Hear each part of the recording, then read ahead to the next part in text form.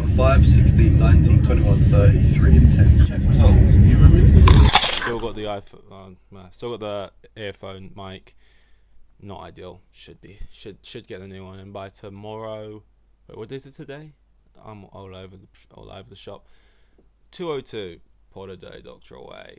And I'm not proud to say this. It's been happening a lot recently. But I woke up today after midday.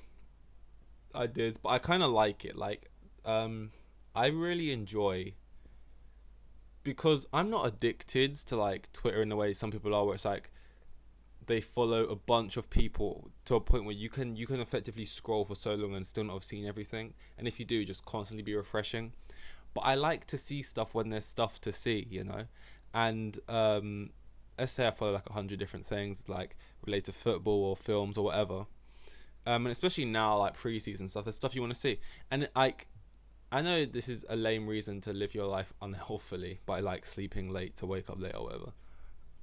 It's also unproductive as fuck and all this other bullshit. But I do kind of like the fact that I can wake up at 12, and then you go on your phone and all of a sudden it's like, oh, this player's just moved to this club, it's been confirmed, this has just came through, oh, this has just happened. And you can kind of be like, oh my god, all these things. It's like waking up at 8 is overrated, boys. You wake up at 8, everyone else is just like, there's nothing going on. You wake up at 12, it's like, oh, I've got all this catching up to do. It's actually quite nice. That's why I feel like that's what it must be like every day for like Australians. I remember when Daniel Ricciardo, I said, what am I doing? This happened like a day ago. Daniel Ricciardo, when you went to AlphaTauri and all the news was coming through, I remember there was like one person who tweeted and it was like, oh my god, I just realised all the Australians are asleep right now, because obviously they'd be gassed because it's Danny Rick and I'm assuming they love him. And it's like, yeah, they do be asleep right now. And that's probably like that for most news. Because like if you're in Australia and you're into like Premier League football, or you're into Formula 1, or like you're into anything that usually like American or English or whatever, I'm assuming it's going to have a very different time scale for you, and it just makes life like just annoying and difficult. But it means you probably wake up to a lot of cool stuff. Anyway, today was another one of those days. Wake up to check the stuff, and it's like Frank Lampard's just done this 2-hour podcast with, I don't listen to the Steve Bartlett podcast. It's not really my thing. I don't really like that angle. But when it's a particular person, it doesn't really matter who's doing the interviewing. I'll listen to it.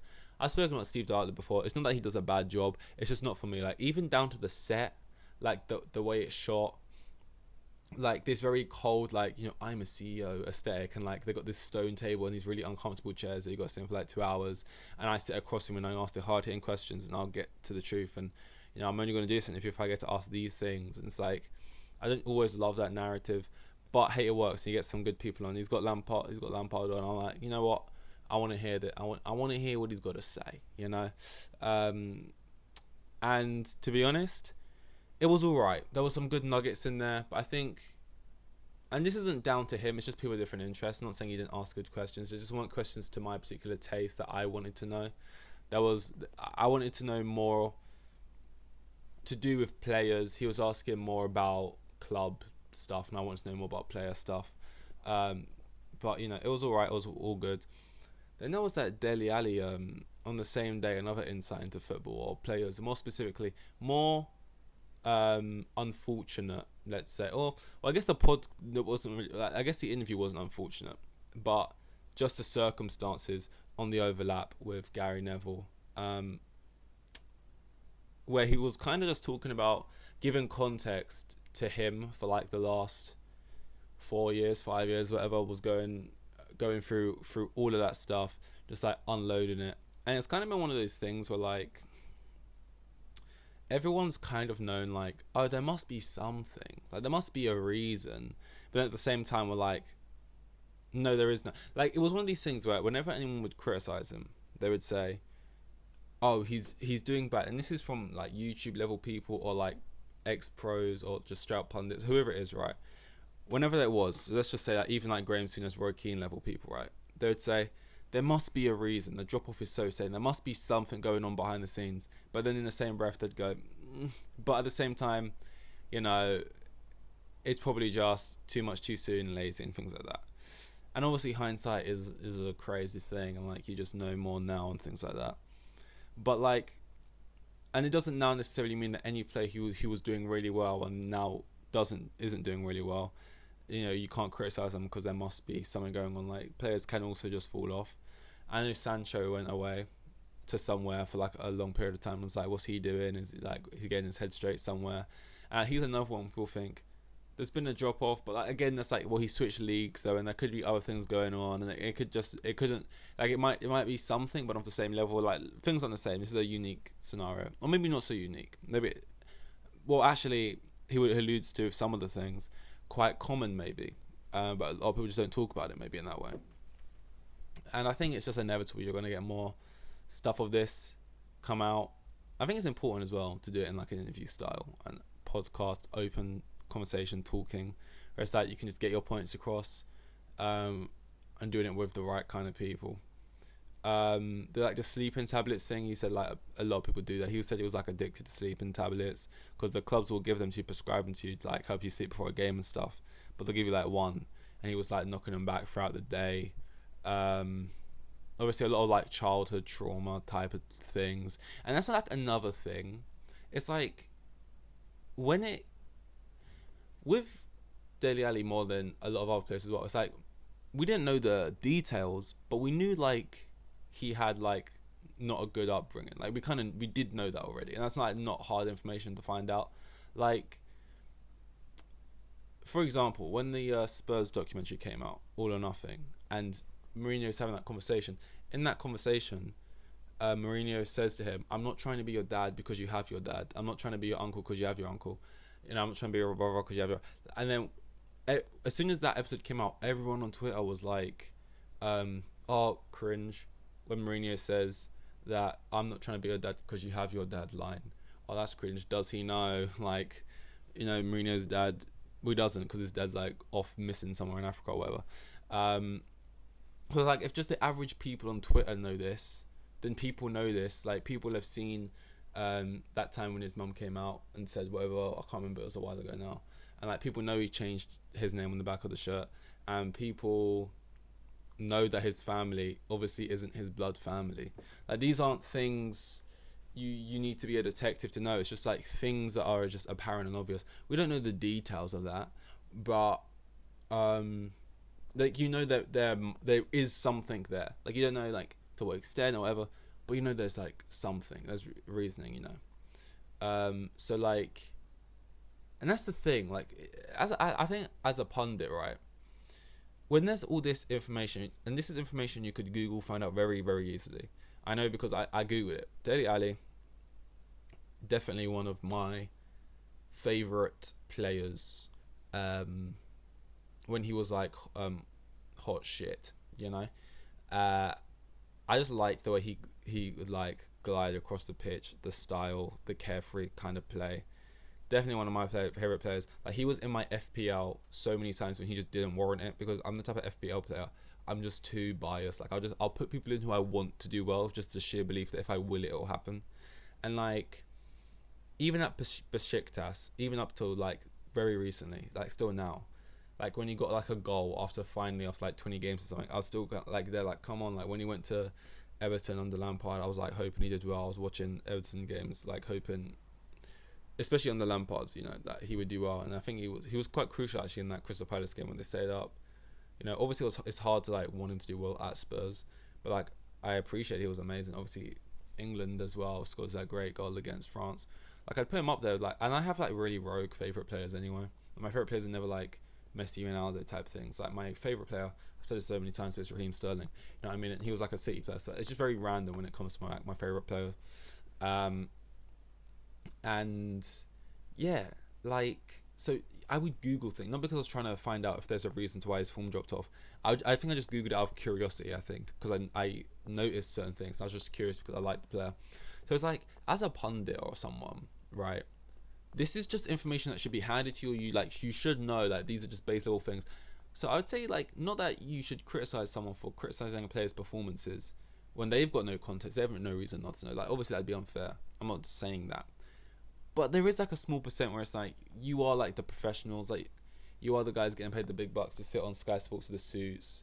Like you should know some of the readily available like facts that could lead to someone's performance dropping off, and not just pinning it down to like oh, it's because he's lazy and you got too much money too soon, based off of like a 5 second clip in All or Nothing documentary and not much else. Like, I think that you could do better, but at the same time, obviously, I'm not saying don't criticize players when they play poorly just because there's a small chance. You know, I mean, these things are difficult. I really hope he's like playing consistently in the Premier League again, I think is what I'd say. To expect him to like be that player now again all of a sudden, I think it's just insane to put that kind of pressure and say you got to be this, like, you know, he was young player of the year, whatever, like, was it twice?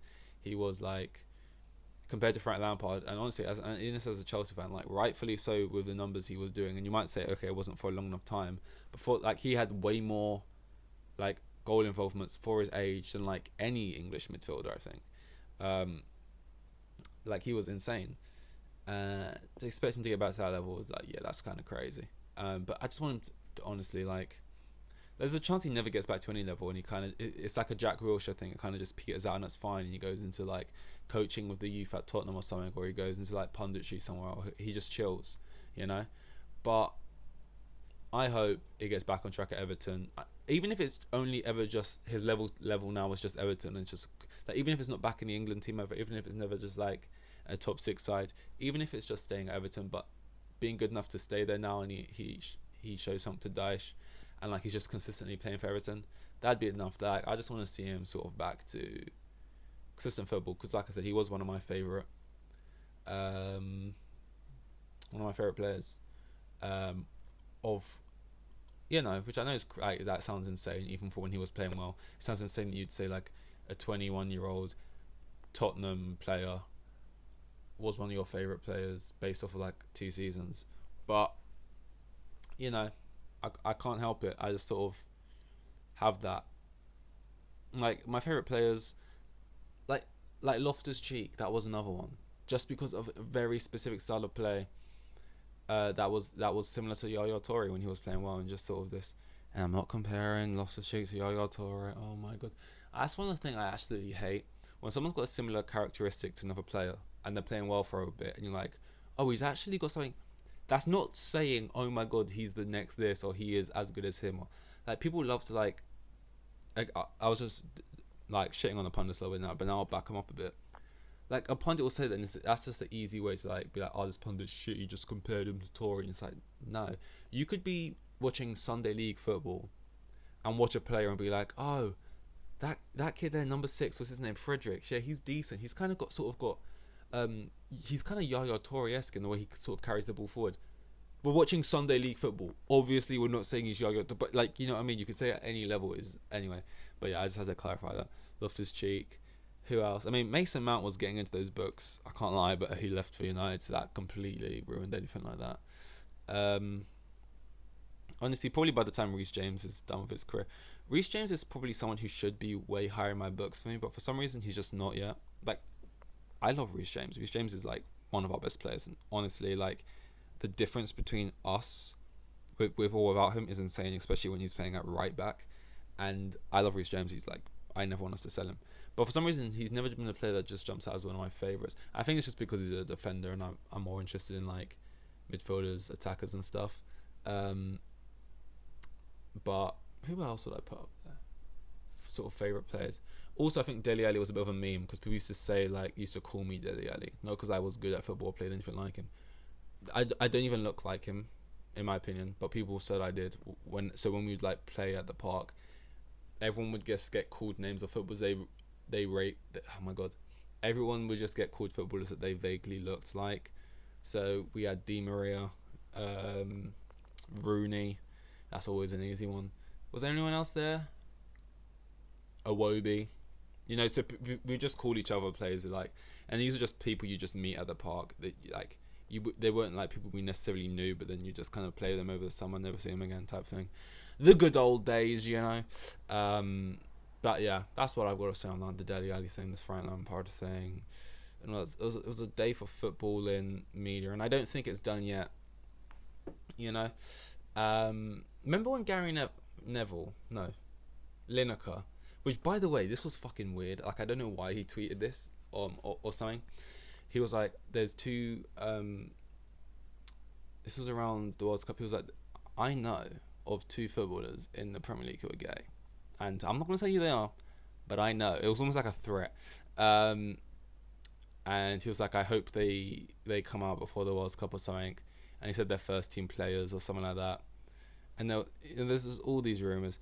Like, it is, I don't know, but that's probably the next type of interview that you see. A big Premier League style player doing like an interview with Gary Neville like that. And honestly, like, I know this is like, or maybe a warped thing to say, or like a shitty thing to say, but if it was like, I'm trying to think, because it's not gonna make someone a franchise player if they're not actually good. But let's just say it was like Reece James or someone, right? That would take him from like, he's already like superstar, right? But it would take him to sort of next level. All of a sudden, you've like, it would just like completely, because you'd be like a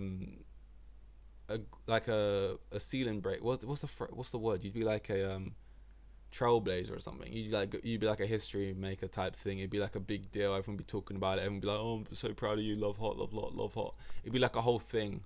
You get bantered for it probably, yeah, by fans and stuff in the stadium. But like, it would be like, you'd become like, you'd get so many sponsorship deals. Like, I'm sure these players have problems with that anyway. But like, you'd become the face of so many different stuff. Like, and I know it's dodgy to talk about this from a business standpoint or from like your player standpoint, but I'm just saying it would pop off, lads. So yeah, that's all that. That's a lot of football chat. This was pod 202, I think. Seeing pod 20.